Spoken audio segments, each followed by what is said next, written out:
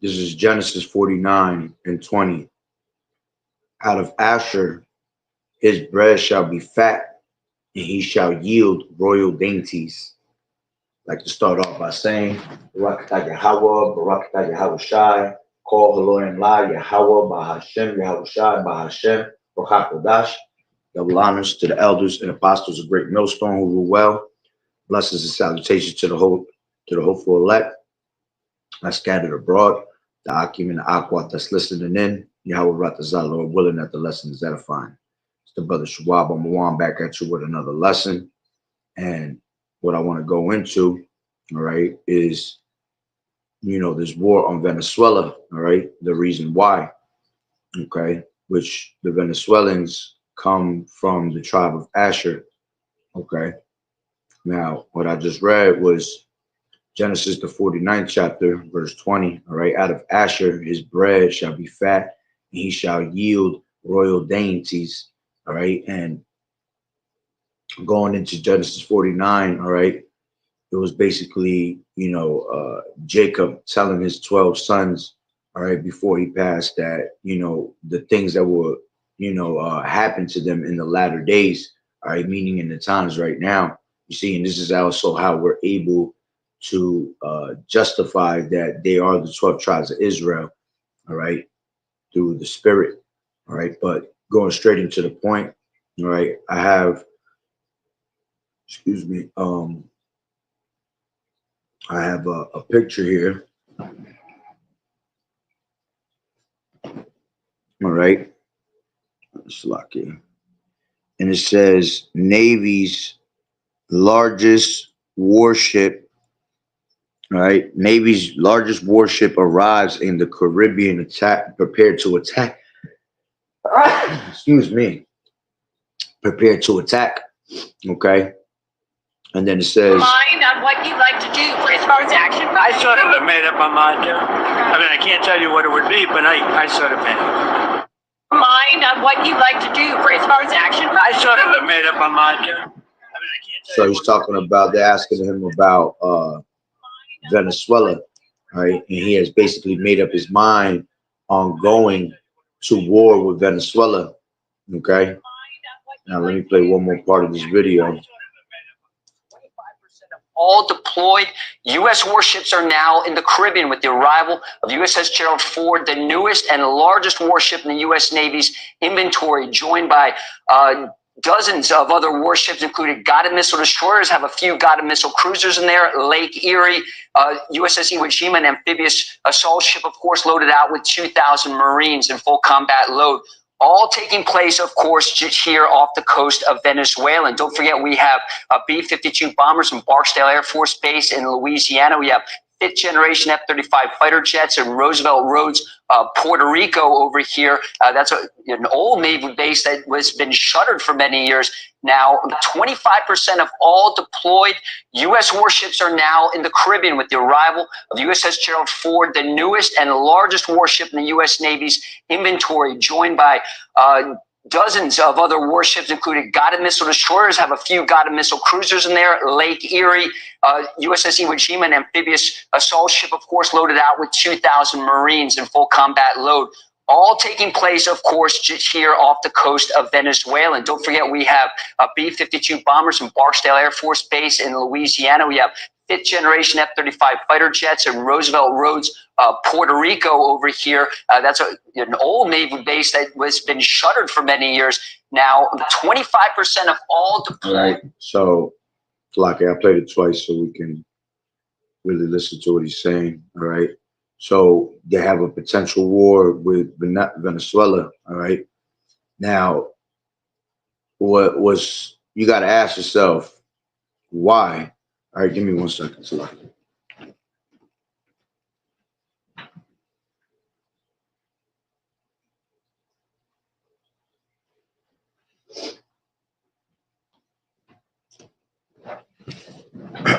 So you have to ask yourself why. All right, especially, you have all these different types of warships, right, ready to go to war with Venezuela. Like Venezuela is this crazy threat. All right. And you have to understand, this is a poor ass country, you see, a very poor country. As a matter of fact, let me rephrase that. All right, to the United States, all right, it's a poor country, right? But they're actually very rich, okay, and a lot of resources. All right, let's read that one more time in Genesis 49, all right, and 20. It says, out of Asher his bread shall be fat, okay, and he shall yield royal dainties, okay. When you go into, let me see something real quick. All right.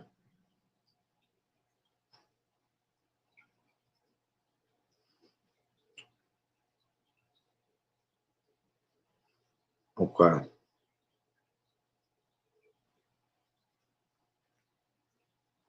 When you go into these words in the interlinear, right? Out of Asher, his bread shall be fat. Okay. Bread, all right. And the way I look at it through the spirit, all right. You know, his bread, the word bread goes into actual bread, food, grain, okay. Bread, corn, food in general, okay. Or you know how Jake is, you know, we making our bread, you see, we getting that money, all right. How Jake would basically say it. So, you know, they actually make a lot of money. All right, maybe not the whole country and the rest of the country's poor, but see, the government makes a lot of money.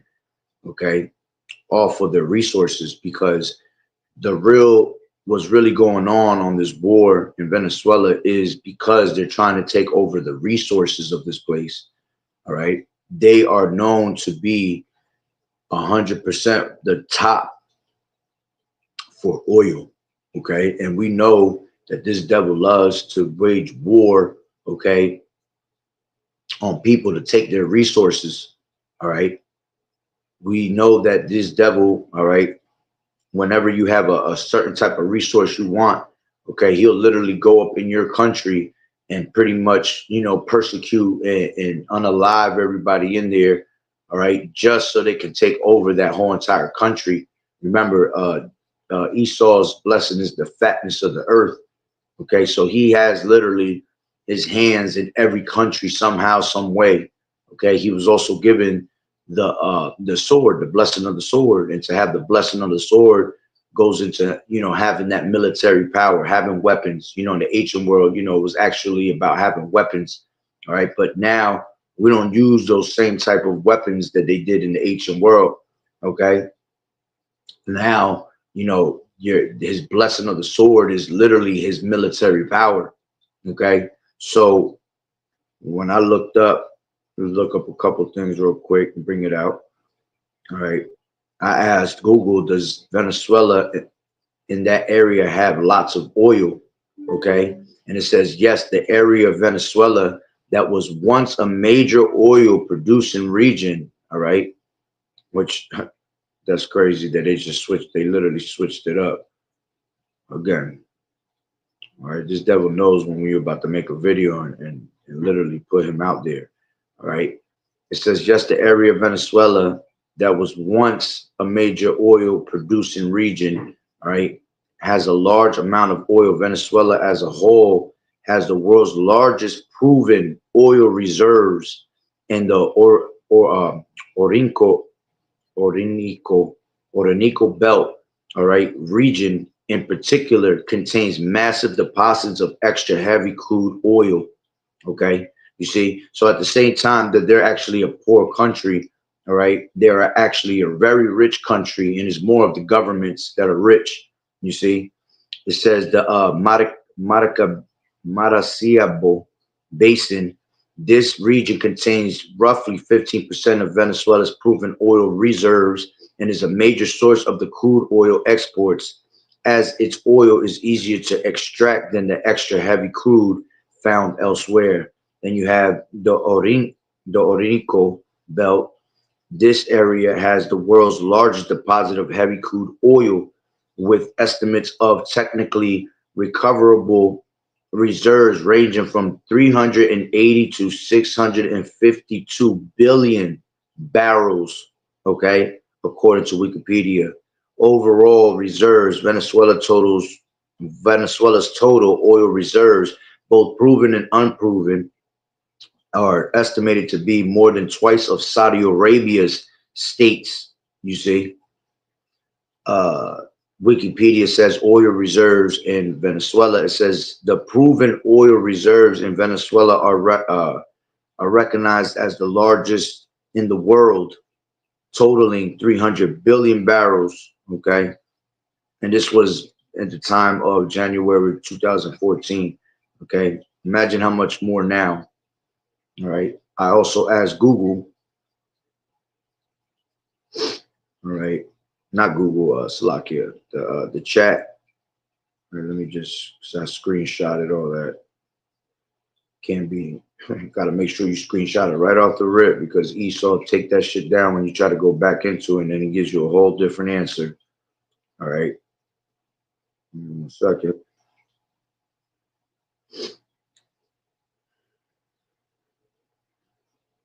So I asked a question to the chat, and it says, and I asked him, is the war on Venezuela about oil?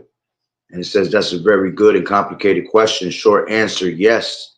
Oil is one of the major factors in U.S. and Venezuela tensions, but it's not the only reason. Here's a breakdown of why people say that the war or pressure on Venezuela is about oil, and where things are more announced. It says key reasons why oil is central to the conflict. Venezuela's massive oil reserves. Venezuela has some of the largest proven oil reserves in the world. Its oil is often heavy crude, which is valuable for certain refineries, especially in the United States. You see, it says the country has historically depended on oil revenues. A large share of its government budget, at times over half, comes from oil exports. Okay. It says sanctions. Number two, sanctions target the oil sector. Many of the U.S. sanctions are Venezuela are specifically aimed at PDVSA, Venezuela's state oil company. Okay. Then it says, Slovakia.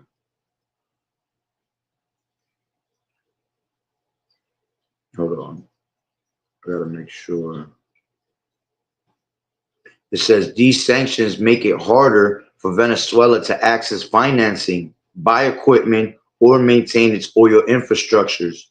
There's evidence that production dropped significantly, in part because of these restrictions. Number three, strategic oil interests. It says some analysts argue that the U.S. or certain U.S. interests view Venezuela's oil as strategically important, not just for volume, but the type of crude.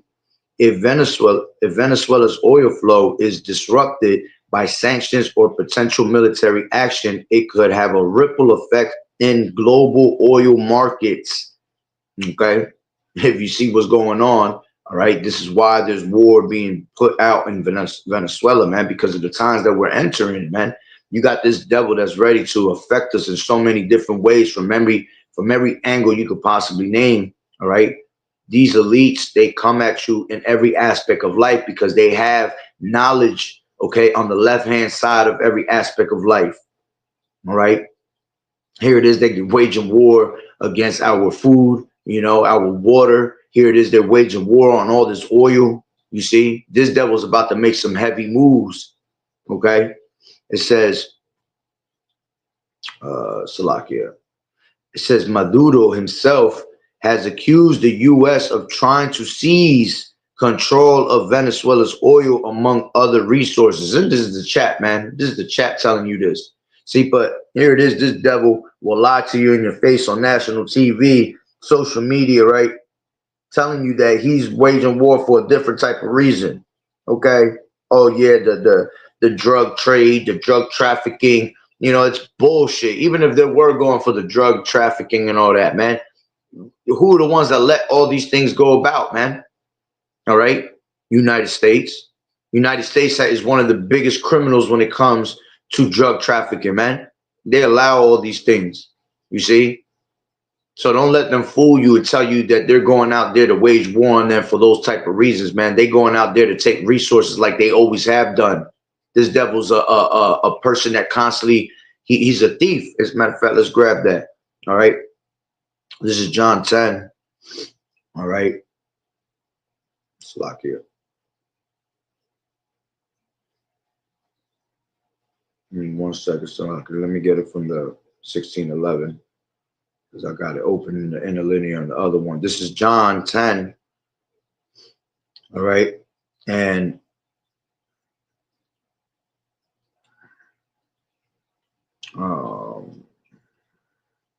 John 10 and 10. It says, the thief cometh not but for to steal and to kill and to destroy.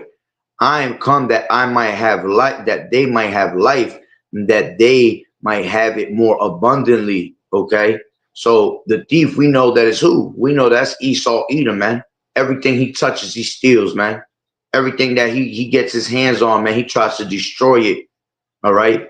Because he has no home, because he's a vagabond. You see, a vagabond, a wanderer in the earth that has no culture, man. So he comes to every country to steal their cultures, to steal their resources, to take over the land, because that's the blessing that the Lord gave him, the fatness of the earth. All right. Literally, to have the fatness of the earth is for you to have your hands on everything in the whole entire world. All right. This is the only devil that has his hands in every piece of land. And I wouldn't even say every piece of land, because this devil only probably has explored maybe about 30 to 40% of the earth.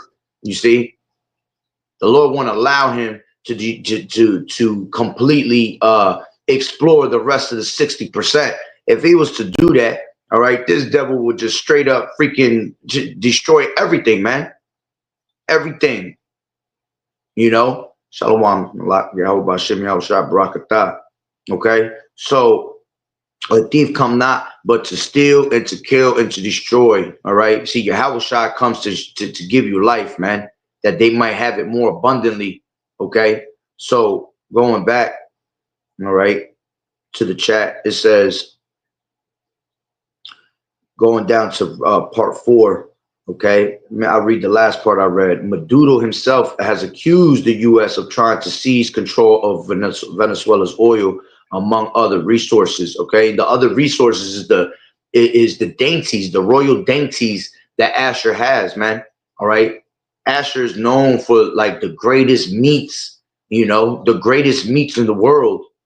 Okay, they have their fruits and their vegetables are very pure. You see, and this devil's going there to steal these things also, which is nothing new, man. He does that to every country.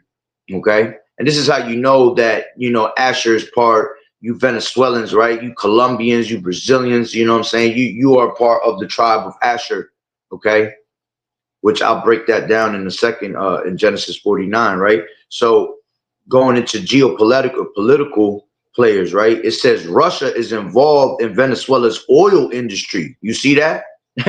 Now here comes America that's trying to take something that basically Russia is involved with their oil industry. This is why Ezekiel 38 says that he's going to be a guard onto these nations. And what did you just hear not too long ago? That if they're going to wage war against Venezuela, Russia's going to be there to attack and help the Venezuelans. You see why? Because now you're messing with the oil that also is in cahoots with Russia. You see, so man, this is all biblical prophecy that's happening. Okay, Russia is involved in Venezuela's oil industry. It helps with refining. All right, Salakia. Let me just grab it. It says refining and has joint ventures there. Okay, this means the conflict isn't just about the U.S. versus Venezuela, but it's also a part of a larger geopolitical struggle, energy, influence, and alliances. Okay. Now it says other important factors beyond oil.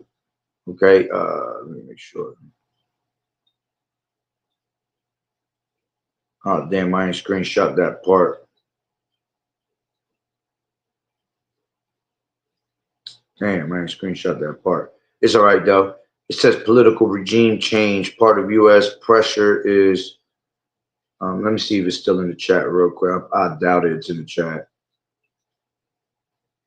I'd be surprised if it, yeah, it's gone out the chat. All right, I'll still just bring out whatever I have. All right, so it says key reasons why oil is central to the conflict. Okay. Let me make sure.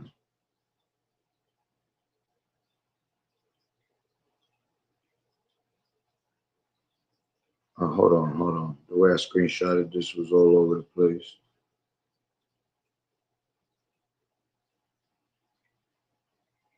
Okay. So going back, right? Oh damn, I screenshotted that shit twice like that. Okay. I messed up on that. All right, so it says what do experts think? Okay. Okay, never mind. I got it right here. It says other important factors beyond oil. Political regime change. Part of the U.S. pressure is about political legitimacy, democracy, and regime change. Some U.S. actions are framed around criticizing Maduro's government, human rights, and democracy. There are also claims about human rights abuses, corruption, and lack of democratic processes in Venezuela that motivate international criticism. Drug trafficking. Some of the more recent U.S. military activity in the Caribbean related to Venezuela has been justified by the U.S. officials as part of efforts to combat drug trafficking. You see, this is the lies right here, man. Economic crises, right? Venezuela's internal economic collapse, hyperinflation, mass migration, social instability is a huge part of the story. Okay, which that's also a lie, man. All right, they've been, man. Listen, what has their hyperinflation got to do with us? Okay, what is their mass migration? All right. Now I know that you got a lot of immigrants coming into the United States from these countries. Okay, but still, what is the hyperinflation over there got to do with over here? Okay, social instability. Okay, what has that got to do with over here at the end of the day? All right, I can see the problem with the immigrants. All right, but the rest of it got nothing to do with us. And see, this is why USA is always sticking a damn nose in some place they don't need to be. All right, and that's why the Lord wants to take this damn devil out already, because it will never stop, man. As a matter of fact, let's grab Obadiah real quick. All right, Obadiah 1. All right, Obadiah 1 and what was I? 1 and 5. All right, and it says, if thieves came to thee, if robbers by night, how art thou cut off? Would they have not stolen till they have had enough? If the grape gatherers came to thee, would they not leave some grapes? You see, how are the things of Esau searched out? How are his hidden things sought up? All right, this devil will continue to keep taking and taking until nobody has anything and he has it all. Pinky in the brain status, the world in the palm of his hand. This is what this devil's about, you see? And here it is, you got niggas just trying to save these other nations, man. All right, trying to save Esau, Edom, and leave a spot in there for him. This devil has to completely be taken out of the way. All right. This is why all the men, as it says here in the 7th verse, all the men of thy confederacy have brought thee over, even over to the border. The men that were at peace with thee have deceived thee. You see, here it is that they'll speak sweetly with their lips, man, but they imagine how to throw thee into a pit. This is why the Lord said, never trust thine enemy, because see, he'll try to make peace with you, right? Like just like in the times of when it came to our people. All right, when they came over here, Christopher Columbus and all them came over here and they tried to make peace treaties with Gad, man.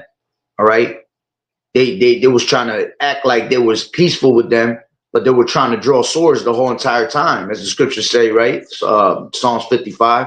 All right, the words were smoother than butter. Okay, but they had war in their heart. All right, so they always have a plot behind the back of their mind, man. Something bigger than what it is, you see.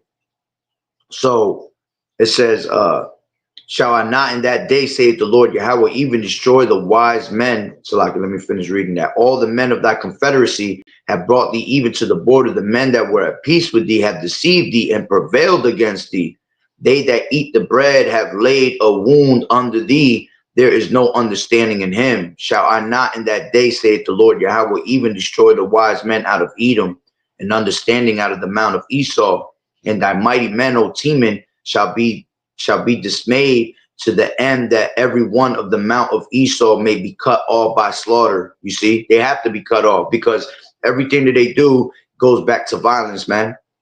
All right, pillage, okay, graping, you know, genocide.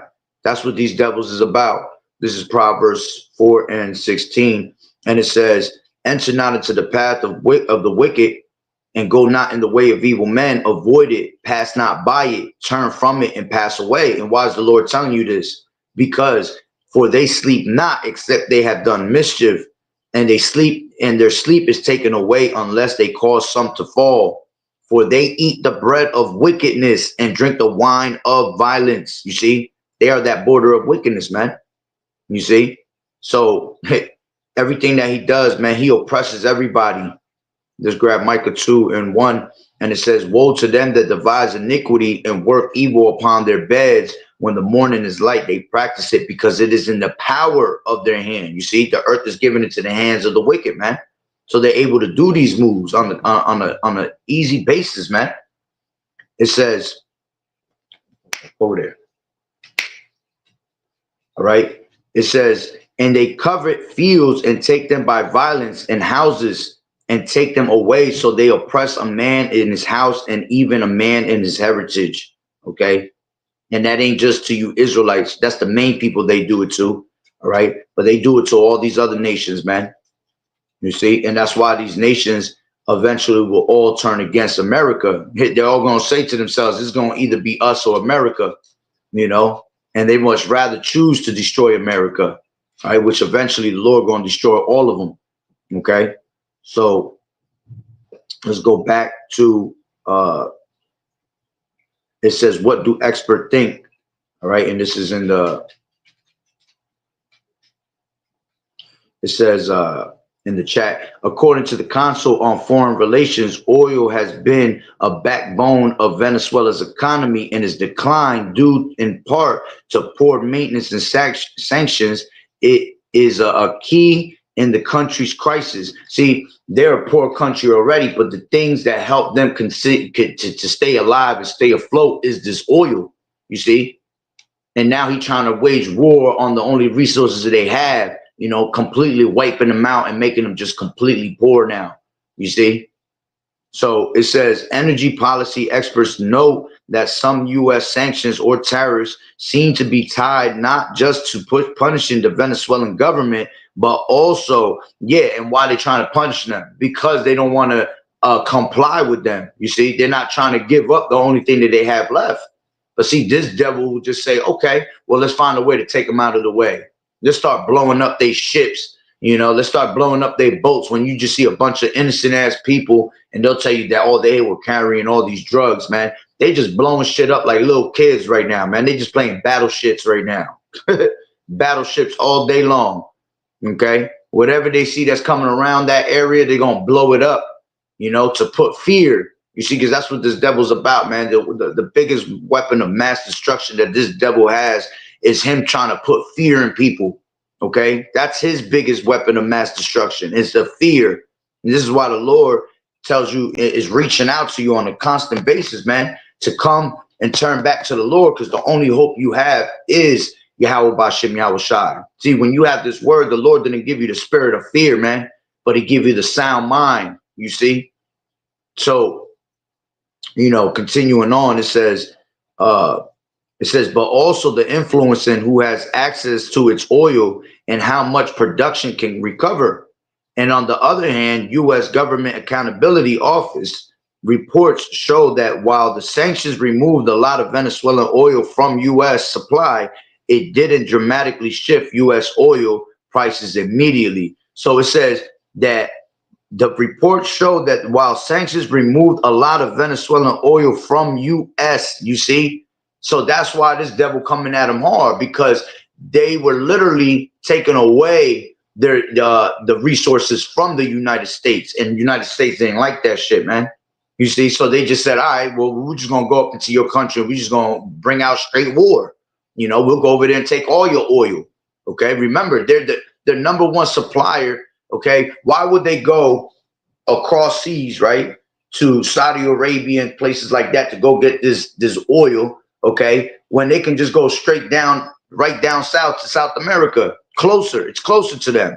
You see, so they want to take complete, hold of that area, so they have total control of it, man. All right, it says bottom line, Salaki. Bottom line, it says, yes, control over oil is a very real part of why there's intense pressure on Venezuela. But it's not a pure oil grab. Other factors like politics, ideology, and strategic rivalry also play big roles. Yeah, the rivalry, the rivalry is between the Israelites and Esau. You see, that's the deep part that people don't understand, that won't even ever wrap their head around it unless you have this truth, man. You see, it says why exactly, oh, it's like what actually happens in the result of overlapping motivations, economic leverage, geopolitical strategy, and domestic U.S. politics all intersect. Okay, now that was the end of the chat. So now let's go and break down, all right, real quick, Genesis 49 to show you that this is all together. All right, this is Genesis 49 and 20. It says, out of Asher his bread shall be fat. Okay, when you go into that word bread, all right, let's see what bread says. All right, it says bread, food, grain, right, in general. All right, let me see what it says in the Gesenius Hebrew. Okay, nothing. Now you go into that root word, all right, and it goes into Strong's H3898. Lachem. Lachem, right? Lachem. So it goes into to fight, do battle, make war.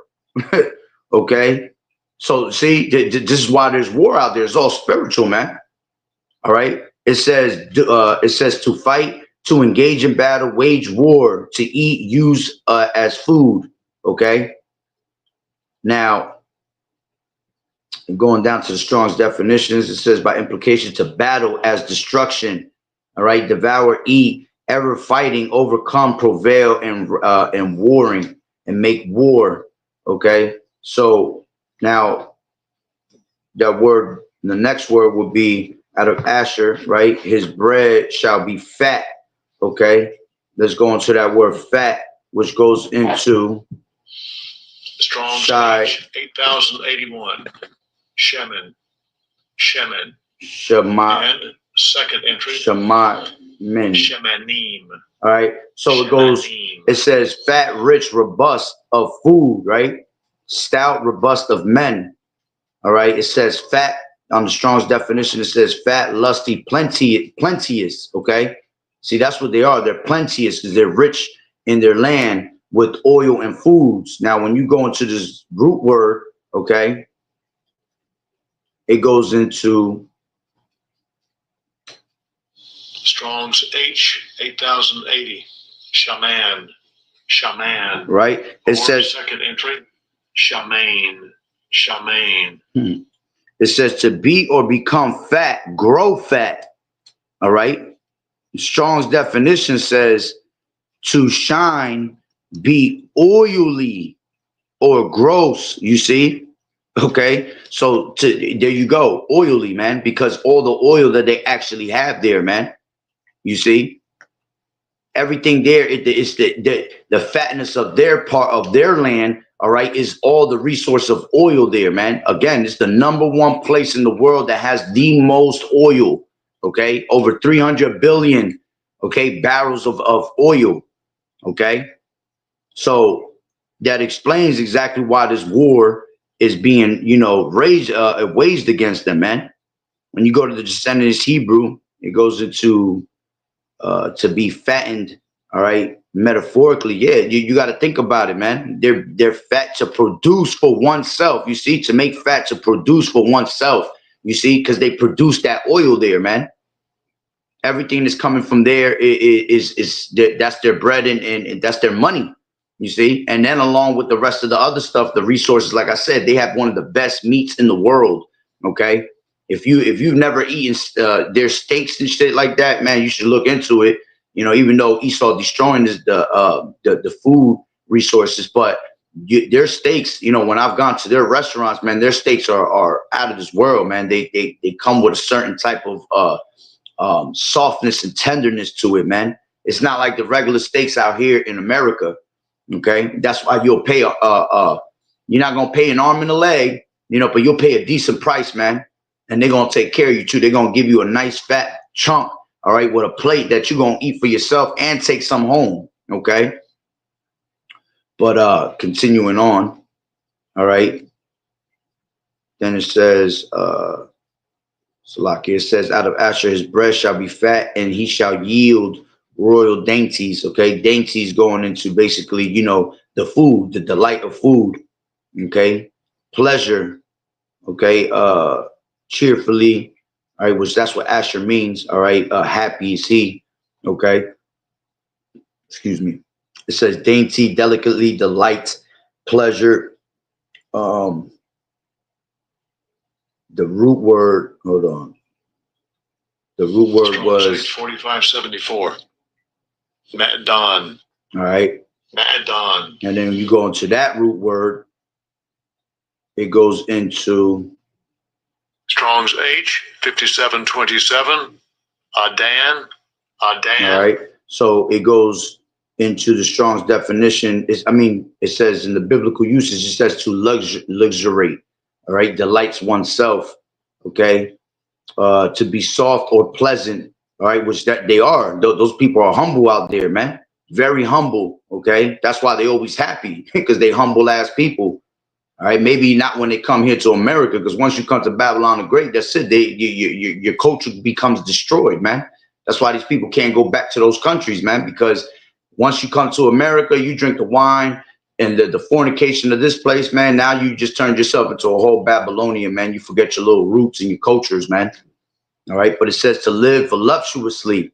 Okay, to live voluptuously. All right, is what voluptuously means. You know, in a way that is full of or delights in sensual pleasure, luxury, and physical comfort. All right. And when you go to Venezuela, man, they have a lot of rich, nice places out there, man. All right. The women out there are, you know, one of the most beautiful women on planet Earth, you know. So like it goes all in hand, man. Everything over there is a pleasurable place to stay, you know, even though it's a poor country, because why? All these countries is poor because America makes them poor, you know, goes and destroys these places. Remember, Esau has the fatness of the earth. Okay. So that's pretty much the point on that, because that's the end of that actual precept. All right. So out of Asher, his breast shall be fat. All right. So you got to think about it. His money going to be fat. Why? Because of the oil and the resources that they have. And he shall yield royal dainties, man. You know, kingly foods, you know, foods that we're supposed to be eating as Prince of Power. You know, when that time comes, you know, the Lord gonna have us back with those actual foods, man. Eating the kingly food from Yahweh Bashim Yahweh Shai. All right. But let's just grab I'll end it with this precept because that's pretty much the point. All right.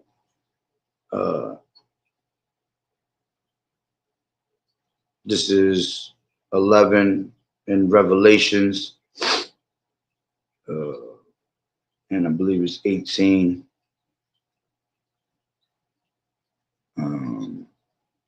Yeah, it says, and the nations were angry, and thy wrath is come, in the time of the dead, that they should be judged, and that thou shalt give reward unto the servants, the prophets, and to the saints, and them that fear thy name, small and great, and thou should destroy them which destroy the earth. You see, and that time is coming, man.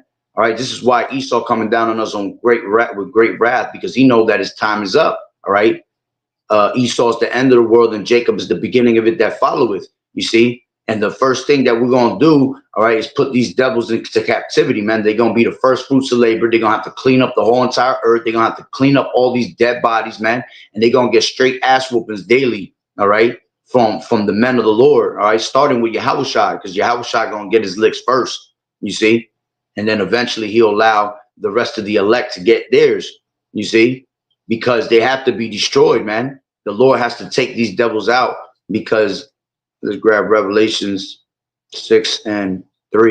All right. And when he had opened the second seal, I heard the second beast say, come and see. And there went out another horse that was red, all right, which that represents Esau. And the power was given to him that sat thereon to take peace from the earth, and that they should kill one another. And there was given unto him a great sword. You see, he takes away peace from the earth, you see, but not the pride in his heart has deceived him, because he has forgotten that Yahweh Bashem Yahushua is a man of war, you see, as it tells you in Exodus, the 15th chapter, all right, I believe it's verse 3, all right, the name Yahweh, all right, I mean, the Lord Yahweh is a man of war. So this is why there's war going all over this place, man, all right, because the Lord is the one that's stirring these things up, all right, he's the one that mustereth the host of the battle, as the scriptures say. So he's bringing up all this war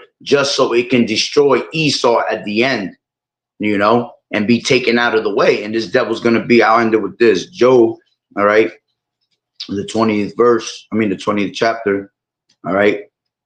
And it says, take it from 4, it says, knowest thou not this of old, since man was placed on earth, that the triumphing of the wicked is short and the joy of a hypocrite but for a moment, all right? See, all this triumph that this devil's, you know, boasting in, all right, is is only for a moment. You see, that's why the Lord said that his days are limited, all right? He has limits to everything, man. He only has months left, okay? As a matter of fact, that's in the 14th chapter, real quick, and I'll go back to that, Job 14 and 5, it says, seeing his days are determined, the number of his months are with thee. Thou hast appointed his bounds that he cannot pass, you see?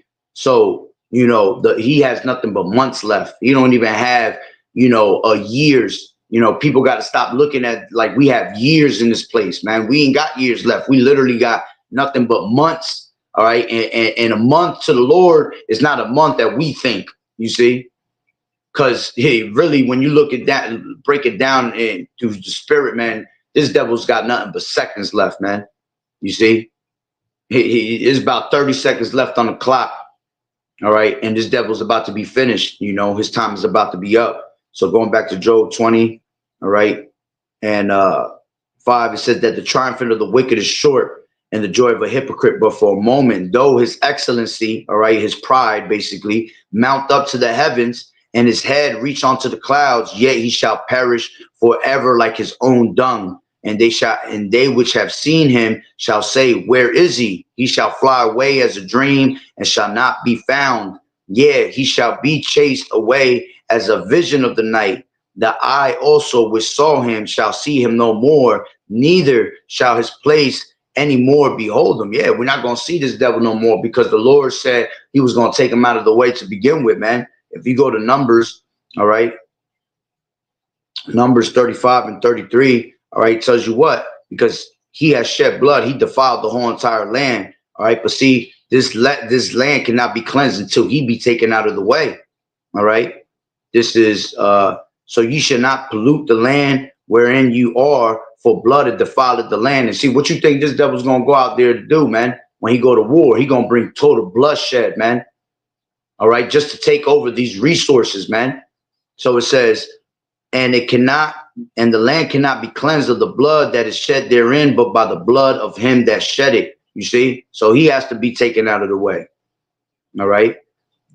Going back to the 10th chapter in Job 20, it says, his children shall seek to please the poor, and his hands shall restore their goods. All right. That's exactly what this devil's going to do. All right. He going to restore everything that he has destroyed. All right. Give us back all our riches, all the things that he has stolen. It says his bones are full of sin of his youth, which shall lie down with him in the dust. Total confusion, man. All right. Thou wickedness be sweet in his mouth, though, it's like it, though wickedness be sweet in his mouth, though he hide it under his tongue, though he spare it and forsake it not, but keep it still within his mouth, yet his meat in his bowels is turned. It is the gall of asp within him. He has swallowed down riches. You see, he has constantly swallowed down riches of other people, man. All right, not respecting. He don't respect nobody, man. He don't even respect himself at the end of the day. Okay, so to he that is evil to himself, to whom is he gonna do good? Nobody. So that's why the Lord sees him not fit to even survive anymore, man, because he's just a spirit that's created for basically for garbage, man. You see, so he was a spirit to create. He was a spirit created basically to whoop our ass and put us back in check to remembering who our power was. All right. It says he has swallowed down riches. He shall vomit them up again. Yahweh shall cast them out of his belly. He shall suck the poison of asps, and the viper's tongue shall slay him. He shall not see the rivers, the floods, and the brooks of honey and butter. You see why he not going to see those things in the kingdom, man? Because he wanted to make this place his kingdom. He wanted to continue to keep murdering and taking until nobody had enough. You see, till nobody had nothing and he had it all in his possessions. This devil has more than what he can handle. A beautiful part. If you ever see the book of Eli, one of the best parts in there is when you had Mila Kunis was asking Denzel, right? He was asking Eli, why was the earth destroyed? All right. And he said, because people had more than they can imagine. You see, people had more than they can handle in those days. This devil has more than he can ever handle. He got all these riches, and he don't even all he do is just store them and put them away somewhere. He's not even putting them to good use, man. He just a person that just likes to do that shit for drama. You see?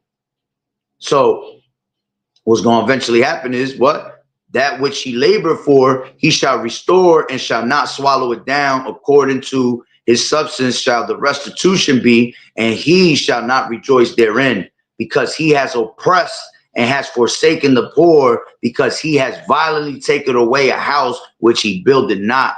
Surely he shall not feel quietness in his belly. He shall not save of that which he desired. Okay. You see what is wrong with you. Go over there. Over there. Over there. Over there. Doing too much. Go over there. All right. It says, there shall none of his meat be left. Before, therefore shall no man look for his goods. In the fullness of his sufficiency, he shall be straight in straits. Every hand of the wicked shall come upon him. All right. And when he is about to fill his belly, Yahweh shall cast the fury of his wrath upon him and shall rain it up upon him while he is eating. You see, the Lord going to lift that standard when this devil think that he got the whole entire world in the palm of his hand, man. All right. And I'll end it with this. This is 1:18 and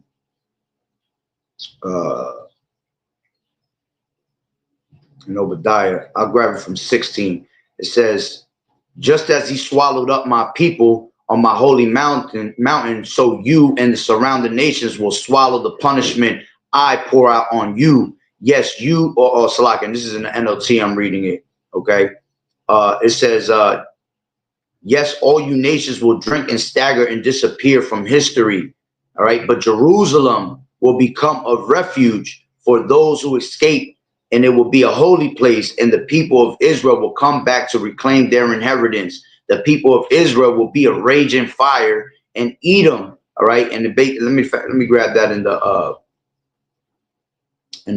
KJV 18. The house of Jacob shall be a fire, and the house of Joseph a flame, and the house of Esau for stubble. And they shall kindle in them and devour them, and there shall not be any remaining of the house of Esau, for the Lord Yahweh Bahashem Yahweh Shai has spoken it. You see? So that's why at the end of this servitude of 1,000 years that you're going to do, right, which that shit's going to feel like 10,000 years, man. It's going to be, because time is going to go back to how it used to be, real slow. You see? Real slow. See, that the reason time is going so fast is because the Lord is speeding up for the elect's sake. All right. The reason time feels the way it feels is because we living in the time of a Gregorian calendar, man. Okay? The reason time feels the way it feels is because this devil done gave your ass a watch to look at, you know, with hours on it. We didn't have none of that in the ancient world, man.